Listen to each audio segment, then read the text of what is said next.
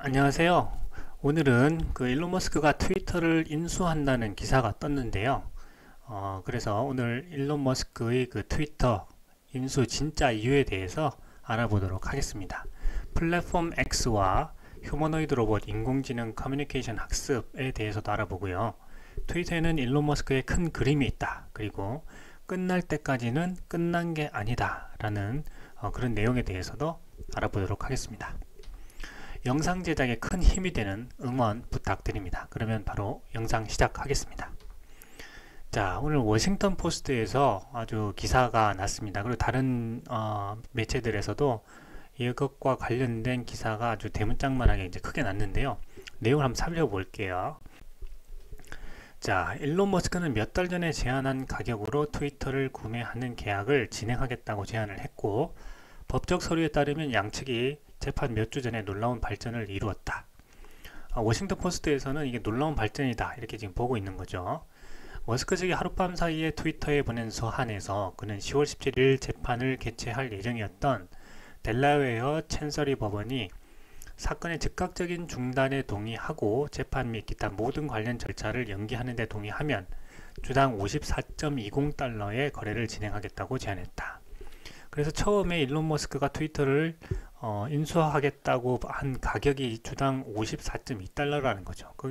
거기에서 최근에 여러 가지 많은 문제가 있어서 철회를 또 한번 했죠, 중간에. 그러다가 다시 입장을 갑자기 바꿔서 처음에 제시한 주당 54.2달러의 거래를 진행하겠다고 했는데 과연 어떤 내용이 좀 있는 걸까요?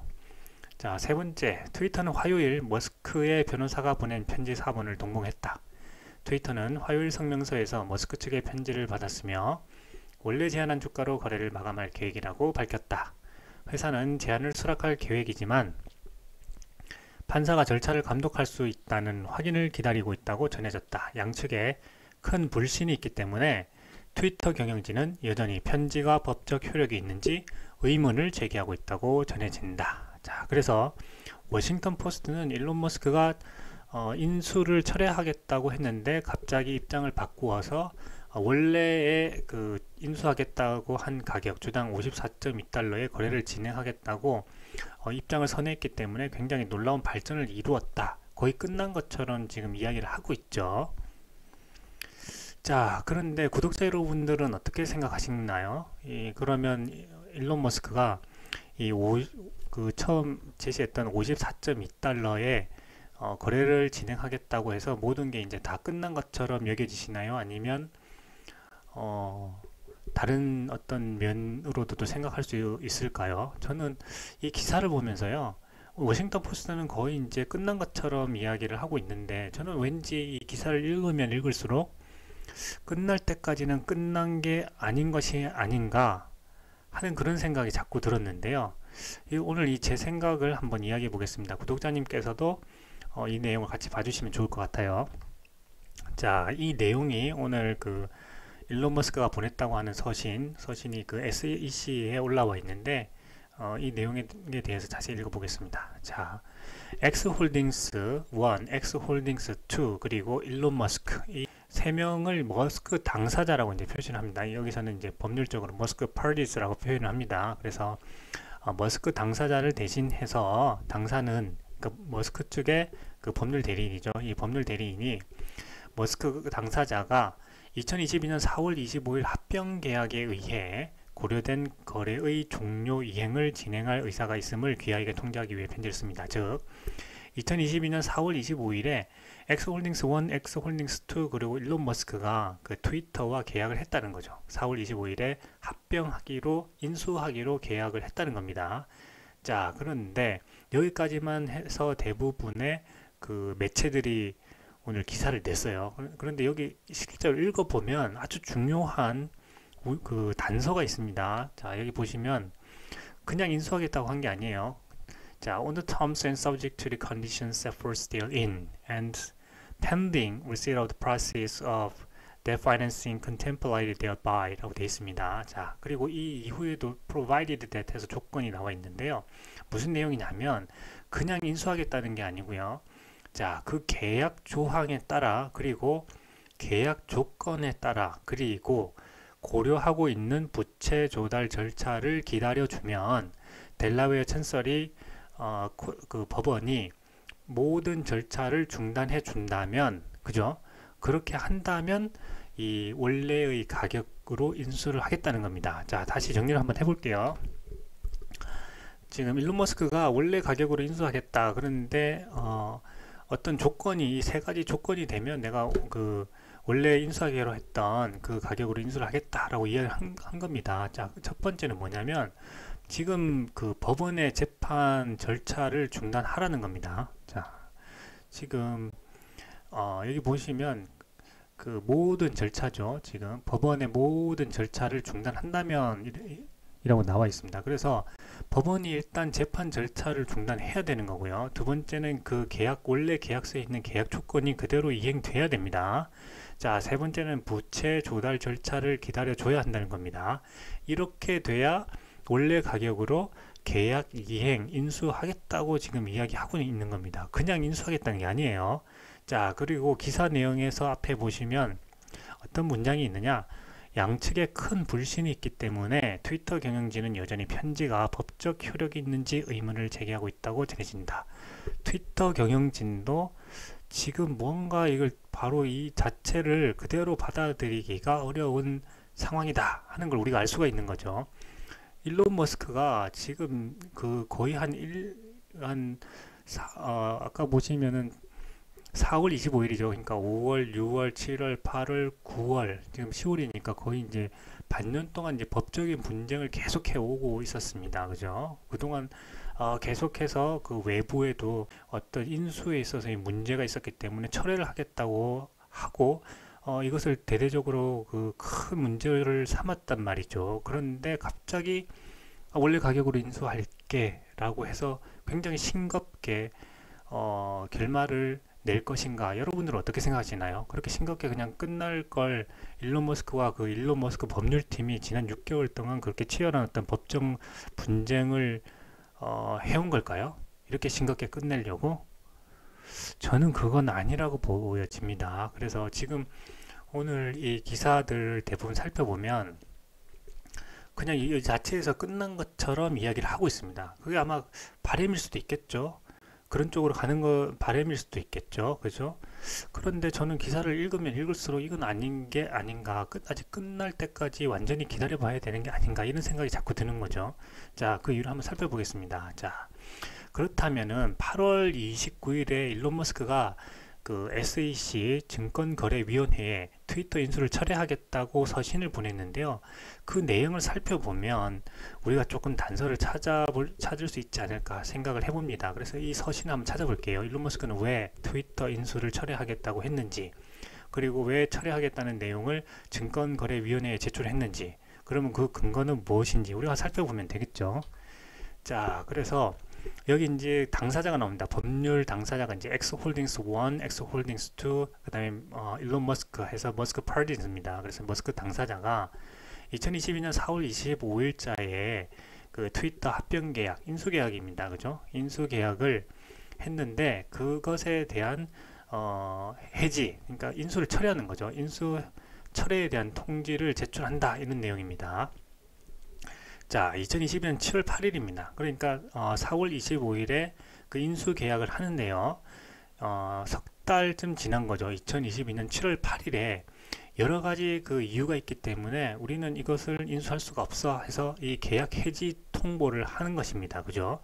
자, 4월 25일에 인수 계약을 했지만 그 사이에 굉장한 문제가 많아서 못하겠어, 이 계약은 할 수 없어, 해지하겠어 라고 7월 8일에 통보를 합니다. 그죠? 통보를 이제 하고 지금 8월 29일이죠. 8월 29일에 재차 이제 이 사실을 또다시 알립니다. 그죠? 7월 8일에 한 그 해지 통보가 통보에 대해서 이것은 또 추가적으로 그 해지에 대한 내용을 다시 전달한다, 이런 내용입니다. 자, 추가 설명 좀 드려볼게요. 왜 이렇게 됐는지. 자, 일론 머스크는 트위터의 그 가짜 계정 트위터 봇 등이 5% 이상 된다고 해당 부분에 대한 자료를 제출해 달라고 합니다. 그런데 트위터는 그 사실을 인정하지 않았죠. 그러면서 법적 분쟁이 시작이 되었습니다. 그래서 일론 머스크는 2022년 4월 25일에 한 그 인수 계약에 대해서 그 해지를 2022년 7월 8일에 통지합니다. 해지 통지를 2022년 7월 8일에 합니다. 그런데 트위터가 이것을 인정하지 않죠. 그래서 주가가 막 폭락을 하죠. 그러면서 트위터는 이 해지 통지 문제 있어. 우리 트위터에는 문제가 없으니까 일론 머스크는 인수를 해야 돼라고 주장을 합니다. 그죠? 그래서 일론 머스크는 7월 8일에 한 통지, 그 계약 해지 통지는 법적으로 문제가 없다고 생각하지만 8월 29일인 오늘 7월 8일에 한 통지가 어떤 이유로든 그 무효가 될 때를 대비해서 추가적으로 계약 통지를 하는 거야. 그러니까 이걸 확실하게 그 계약 해지 통지하는 거야 라고 해서 8월 29일에 그 계약 철회에 대한 통지를 하게 되는 것입니다. 자, 그 사이에 무슨 일이 있었는지 어떤 분들, 구독자님들 중에는 잘 아시는 분들도 있고 또 잘 모르시는 분들도 있을 텐데요. 내용을 좀 설명드리겠습니다. 자, 2022년 8월 23일, 그러니까 이 철회 통지하기 한 일주일 전쯤에 트위터의 전 최고 보안 책임자인 피터 자트코가 의회, SEC, FTC 및 DOJ에 내부 고발을 하게 됩니다. 자, 어떤 내용이냐? 이 사람은 굉장히 유명한 사람입니다. 그 아주 유명한 인물이에요. 그 트위터에서 최고 보안 책임자로서 보안에 관한 그런 업무를 하고 있는데 지금 이 사람이 그 트위터로부터 쫓겨나게 됩니다. 그리고 나서 이 트위터에 대한 문제점에 내부 고발을 하는 겁니다. 그래서 트위터의 광범위한 위법 행위를 주장을 했습니다. 그래서 이 광범위한 위법 행위로 인해서 트위터의 비즈니스에 심각한 결과를 초래할 가능성이 있다, 이렇게 이야기를 하는 거죠. 자, 그러면서 이걸 미국 의회에 제출을 합니다. 그리고 SEC에도 제출을 하고 여러 기관에 내부 고발 보고서를 제출을 합니다. 자, 이것을 근거로 해서 일론 머스크는 트위터에 굉장한 문제점이 있다, 이 계약을 제대로 이행할 수 없을 정도로 트위터가 큰 문제를 가지고 있다, 이렇게 주장을 하는 것입니다. 자, 트위터가 2011년에 FTC와 함께 그 동의한 그 법령이 있습니다. 그 데이터 프라이버시, 그 개인정보 보호 같은 거죠. 왜냐하면 트위터가 그 SEC 플랫폼이기 때문에 개인정보를 가장 중요하게 또 여기고 그 개인정보 보호를 해야 되는 그런 그 플랫폼입니다. 그런데 지금 보게 되면 이 개인정보 보호를 제대로 하지 않았고 데이터 센터에 문제가 있었고 또한 악의적인 행위가 있었다, 이렇게 지금 폭로를 하고 있는 겁니다. 전 최고 보안 책임자인 피터 자트코가 말이죠. 자, 그리고 게다가 인도 정부가 트위터의 요원을 고용하고 트위터 사용자 정보에 접근할 수 있도록 해달라는 그런 요구를 묵인했다는 겁니다. 잘못된 걸 알면서도 내버려뒀다는 거죠. 자, 이러한 범죄 행위를 그동안 계속해서 저질러 왔다고 내부 고발을 한 겁니다. 폭로를 한 겁니다. 자, 그래서 일론 머스크 측은요, 이런 주장이 사실이라면 트위터가 합병 계약의 다음 조항을 위반했기 때문에 합병 계약을 해지할 권리가 있다라고 이야기를 하는 거죠. 자, 그래서 이 내용을 쭉 보시게 되면은 트위터는 이미 법령의 한 측면을 위반했다는 이유로 1억 5천만 달러의 벌금을 낸 사례가 있습니다. 그죠? 페이스북 또한 최근 유사한 사용자 데이터 위반에 대해서 50억 달러의 벌금을 냈다는 거죠. 그래서 그 사이에 이 트위터는 개인정보 보호에 관한 잘못을 했고 법을 위반했기 때문에 1억 5천만 달러의 벌금을 냈고 그 이후에도 계속해서 이것을 제대로 고치지 않고 인도 정보의 대리인에게 기밀 사용자 데이터에 대한 액세스 권한을 부여하는 것을 포함해서 굉장한 그 위법 행위를 저질러 왔다고 내부 보안 책임자인 피터 자트코가 폭로를 했다는 거죠. 그래서 이것은 그 합병 계약을 해지할 수 있는 아주 그 심각한 내용이다. 그렇기 때문에 이 내용을 이 계약을 철회할 수밖에 없다라고 일론 머스크가 주장을 한 겁니다. 자, 이렇게 되면은 굉장히 그 심각한 그 상황에 트위터가 몰리게 되었죠. 그래서 여기 보시게 되면 지금까지 그 계약서에 법을 준수한다고 했다. 그리고 지적재산권도 보호한다고 했고, 개인정보도 보호한다고 했고, 그런 것들을 다 이제 법을 준수한다고 했던 그 계약서의 내용이 모두 거짓이었다. 라고 하는 거죠.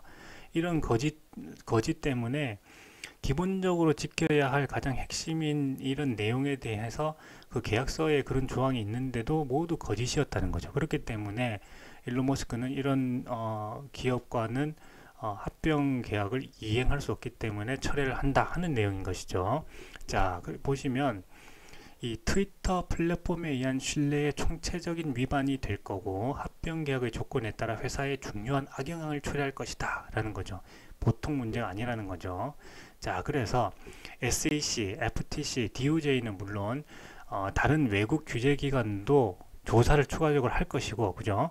여기에 지금 의회가 지금 이런 문제에 대해서 조사를 하라고 요청을 한 겁니다. 관계기관들에게. 그래서 상원 의원은 FTC와 DOJ에 공개 조사를 요청했다는 거죠. 그래서 지금 이 트위터는 조사를 받고 있습니다. 지금 이런 법 위반에 대해서 아주 포괄적으로 지금 그 조사를 받고 있는 그 과정에 있습니다. 그래서 이뿐만 아니라 지금 아일랜드와 프랑스의 데이터 프라이버시 당국도 이러한 그 피터 자트코의 그 주장에 대해서 조사를 하고 있다고 합니다. 그러니까 미국뿐만이 아니라 아일랜드와 프랑스에서도 이 트위터의 그 위법 행위에 대해서 조사를 하고 있다는 거죠. 자, 트위터는 또한 다양한 개인정보 보호 및 사이버 보안법, 소비자 보호법, 허위 광고법, 지적재산권 도용 및 부당이득, 사기 및 계약 위반과 같은 수많은 민사소송에 처하게 될 거다라고 이야기하고 있죠. 그리고 이러한 민사 청구의 대부분은 이 트위터라고 하는 플랫폼의 생존 가능성마저 위협할 수 있는 집단 소송 청구로 주장될 가능성이 아주 크다, 이렇게 주장을 합니다.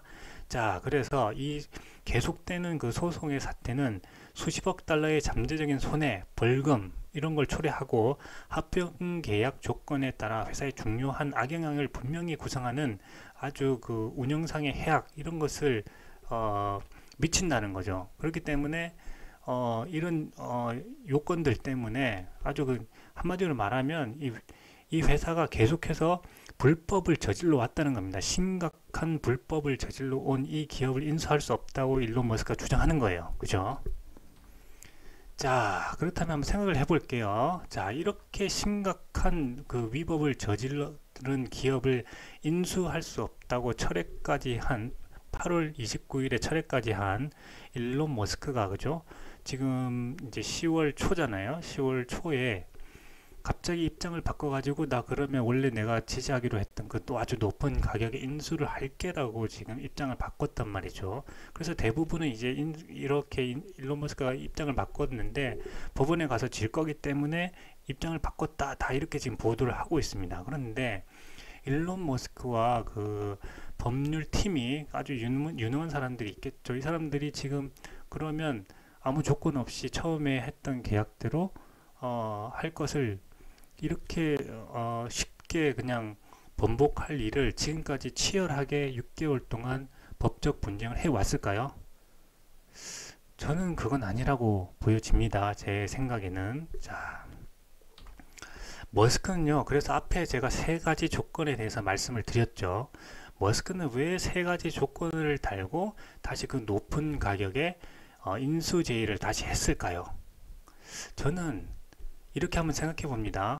머스크가 뭔가 생각을 가지고 있다는 거죠.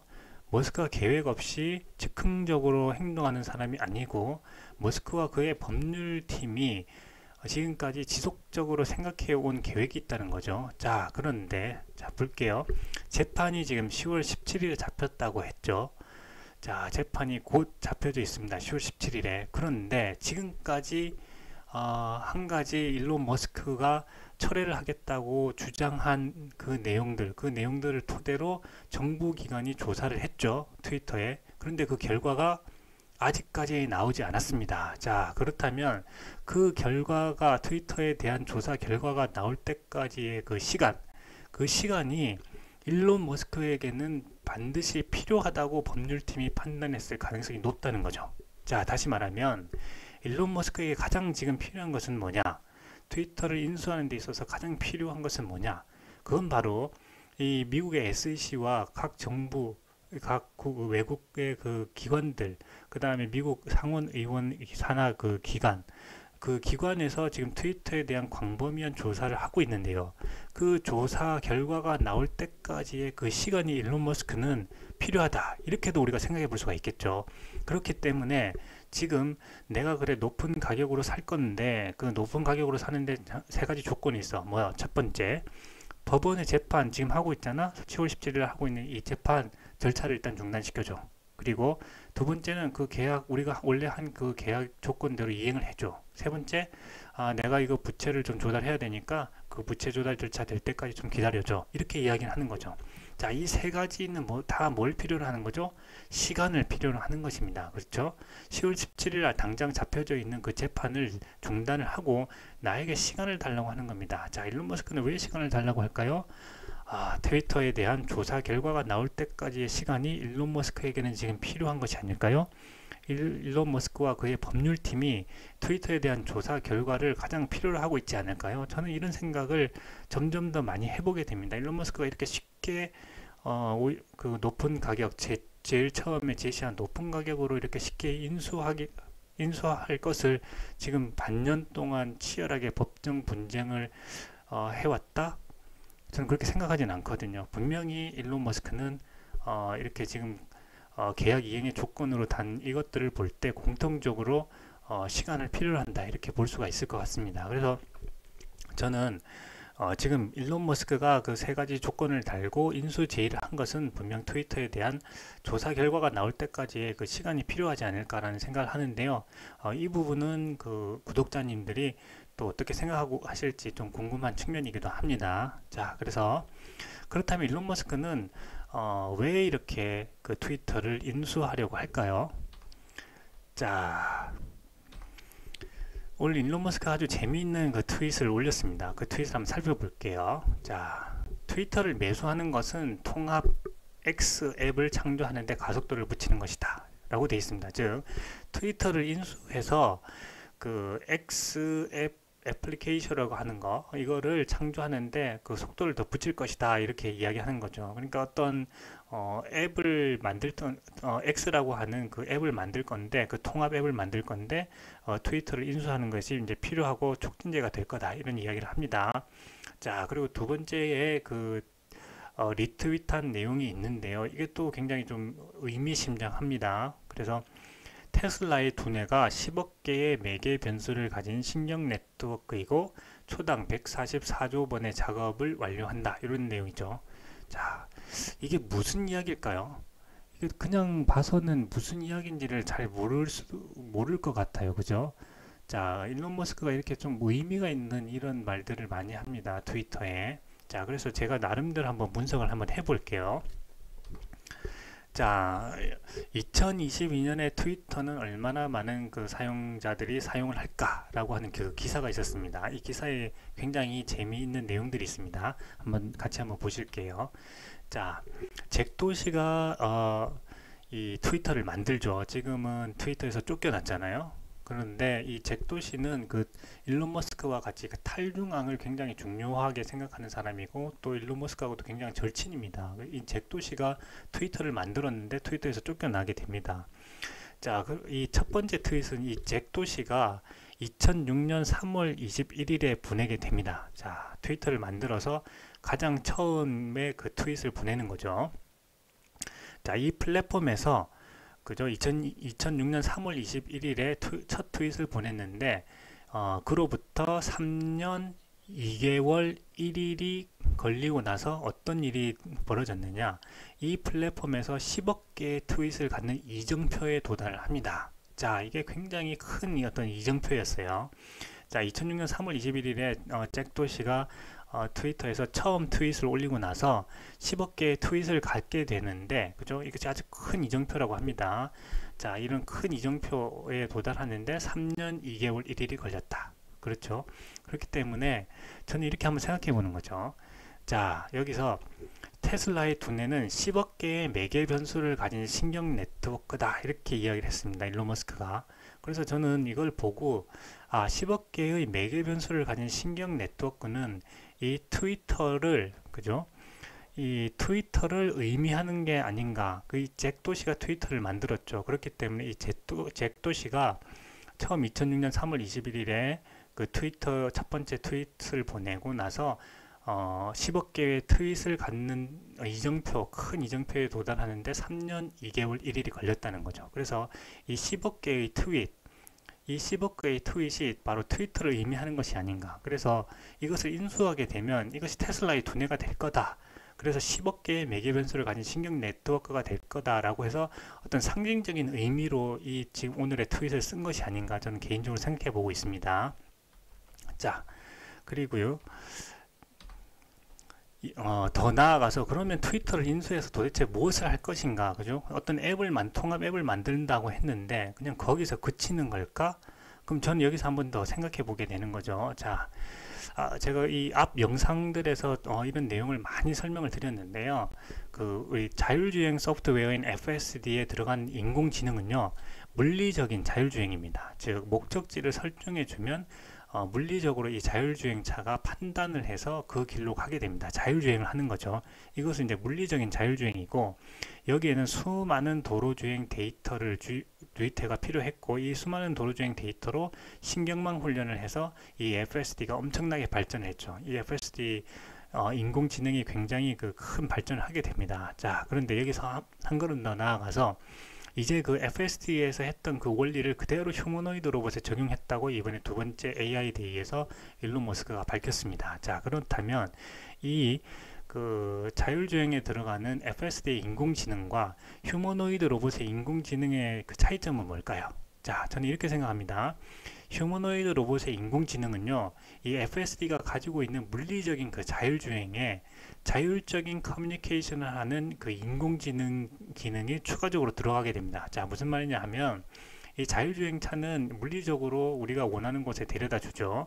자, 휴머노이드 로봇은 자, 이러한 물리적인 자율주행 뿐만 아니라 인간과 대화도 하고 의사소통도 하게 된다는 거죠. 앞으로는 그런 측면에서의 인공지능 능력이 더 필요하다는 겁니다. 커뮤니케이션 측면에서의 그 인공지능이 필요한데 이것은 지금까지는 이 FSD가 가지고 있지 않았죠. FSD는 물리적으로만 자율주행하는 인공지능이었단 말이죠. 여기서 한 단계 더 나아가서 인간과 커뮤니케이션하는 자율적인 그 커뮤니케이션 인공지능 능력이 필요한데, 그렇다면 이 훈련을 시켜야 되겠죠. 그 자율주행차를 도로에 내보낸 것처럼 이 휴머노이드 로봇을 만들어서 인간 세상에서 움직여야 되는데, 그럼 그때부터 제로 베이스에서 시작을 할 거냐? 그건 아니라는 거죠. 그렇죠? 그러면 이 수많은 도로주행 데이터처럼 어떤 데이터가 있어서 그 데이터를 주입을 해서 그걸로 신경망 훈련을 해서 엄청난 속도로 빨리 올라갈 수 있다면 그 데이터를 주입해 주는 게 좋겠죠. 자, 그래서 이 커뮤니케이션 데이터로 신경망 훈련을 하면 이 커뮤니케이션 인공지능이 발전하게 될 텐데, 자, 그 데이터를 어디서 가져올 거냐? 저는 그거는 트위터에서 가져올 수 있다. 이런 가능성을 생각해 봅니다. 자, 트윗에 보면은 그 수많은 사람들, 지금 4억 명의 그 사람들이 쓰고 있죠.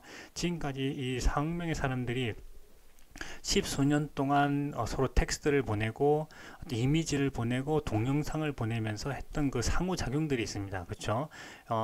서로 이제 안부를 묻고 어떤 의견을 제시하고 거기에 리트윗을 달고 리트윗에 어떤 이미지를 달기도 하고 필요한 경우에는 또 동영상을 달기도 하면서 서로 상호작용하는 거죠. 굉장히 많은 상호작용을 하게 됩니다. 자, 그렇게 했던 그 상호작용하는 그 엄청난 데이터로 이 커뮤니케이션 하는 신경망 훈련을 시키게 된다면 이 휴머노이드 로봇의 인공지능, 특히 물리적인 자율주행은 이제 FSD에서 가져왔기 때문에 이거는 빠른 시일 내에 될 거라고 보고, 나머지 이제 인간과 커뮤니케이션 이 분야가 바로 트위터에 쌓여 있는 수많은 이런 커뮤니케이션 데이터를 통해서 신경망 훈련을 시키면 인간과 커뮤니케이션 하게 되는 그 시점이 굉장히 빨리 올 수 있다는 거죠. 자, 그래서 일론 머스크는 자, 어떻게 보면 이 10억 개의 매개 변수를 가진 신경 네트워크를 트위터라고 생각을 할 수도 있을 것 같습니다. 이 트위터를 가져오게 돼서 초당 144조 번의 그 신경망 훈련을 시킨다면 그것이 테슬라의 두뇌가 되는 것이고, 이 테슬라의 두뇌가 바로 이 휴머노이드 로봇의 인공지능이 될 거다. 이런 의미로 지금 오늘 트윗을 한 것이 아닌가 이렇게 생각해 볼 수가 있을 것 같습니다. 그리고 이 트위터는 이 테슬라 자율주행 자동차, 그리고 휴머노이드 로봇, 그리고 스타링크 위성 인터넷을 연결하는 그러한 통합 앱 X로서의 어떤 기능을 하거나 아니면 그러한 역할을 할 수 있도록 돕는 그런 앱이 될 수 있겠다라는 생각을 오늘 해보게 되는 것입니다. 자, 그래서 오늘 일론 머스크가 트위터를 인수한다고 전격적으로 입장을 바꿨다는 그런 기사가 나왔는데, 그건 하나의 이제 현상인 거죠. 그래서 이런 현상들에 대해서 많은 매체들이 일론 머스크가 10월 17일에 있는 그 재판을 앞두고 질 가능성이 많기 때문에 전격적으로 입장을 바꿨다라고 이렇게 일제히 보도를 하고 있는데, 다른 의견으로는 그런 보도가 되고 있지 않습니다. 그런데 제가 오랫동안 봐온 일론 머스크가 이렇게 쉽게 의견을 바꿀 정도로 그렇게 계획이 없는 사람이 아니거든요. 그런 인물이 아니잖아요. 일론 머스크는 제가 이전에 리튬 전쟁이라는 그 영상에서도 말씀드렸지만, 이 리튬이 앞으로 중요해질 것을 알고 리튬 정제하려는 그 스타트업을 기술을 가진 스타트업을 인수하려고 했는데 실패를 했죠. 그러고 나서 거의 6년 7년 동안 아무에게도 알리지 않고 이 리튬을 친환경적으로 기존의 방법보다 33% 비용은 저렴하게 정제하는 기술을 개발하려고 거의 6, 7년 동안 조용히 이 기술을 엄청나게 기술 개발하려고 노력합니다. 그리고 마침내 그 기술 개발에 성공을 했죠. 그리고 그 성공한 개발해서 한 기술을 토대로 이제 올해 그 4분기에 그 텍사스에 리튬 정제 공장 건설에 들어가게 되는 겁니다. 일론 머스크는 그렇게 장기 계획을 세우고 하나하나 이제 채워가는 것이고, 나중에 시간이 지나고 나면 일론 머스크가 왜 그런 행동을 했는지 우리 투자자들이 좀 이해하게 되는 어떤 그런 측면이 있습니다. 그래서 오늘 이 트위터를 일론 머스크가 이렇게 트위터를 지금 인수하려고 노력을 하고 있는데, 과연 무엇 때문인가 하는 그 이유를 한번 깊게 한 번쯤은 생각해 볼 필요가 있지 않나 해서 오늘 영상을 준비하게 됐고요. 물론 제 생각이 뭐 100%다 맞지는 않을 수 있습니다. 그렇지만 저의 의견은 또 이런 측면에서 이런 논리를 가지고 또 생각을 하는 거니까, 구독자님들도 제 의견을 참고로 해서 일론 머스크가 왜 트위터를 인수하려고 하는지, 트위터는 그 테슬라에 또 어떤 역할을 할 것인지 생각해 보시면 좋을 것 같습니다. 그래서 오늘 영상은 여기까지 하겠습니다. 감사합니다.